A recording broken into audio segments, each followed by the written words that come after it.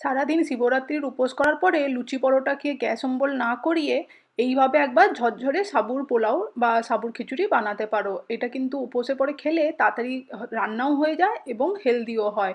এর জন্য আমি একটু সেদ্ধ আলু নিয়েছি, সেটাকে কুচিয়ে নিয়েছি, তারপরে লঙ্কা কুচি আর ধনেপাতাও কুচিয়ে নিয়েছি, এখানে একটু চিনেবাদাম ড্রাই রোস্ট করে নিয়েছি, দিয়ে সেটাকে হামানদিস্তায় একটু গুঁড়িয়ে নিচ্ছি, হালকাভাবেই ক্রাশ করবে। দেখো এরকম একটু গোটা গোটা আছে। এরপর এখানে সাবুটাকে আমি 3-4 ঘন্টার জন্য একটু ভিজিয়ে রেখে দিয়েছিলাম, ঝরঝরে হবে এইভাবে ভেজালে। জাস্ট ধুয়ে পরিষ্কার করে নেবে, তারপরে কোনো জল ছাড়াই এটাকে একটু ঢাকা দিয়ে রেখে দেবে, 3-4 ঘন্টা পরেই দেখবে সাবুটা খুব সুন্দর ঝরঝরে হয়ে নরম হয়ে গেছে। এরপরে প্যানের মধ্যে জিরে ফোড়ন দিয়ে তার সঙ্গে একটু হিং দিলাম আর একটুখানি সেদ্ধ আলুটা দিয়ে দিলাম।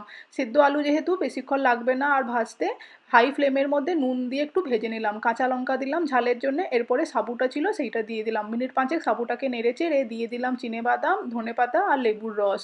এটা খেয়ে দেখো, আমাকে কমেন্ট করে জানাও আজকের রেসিপি কেমন লাগলো।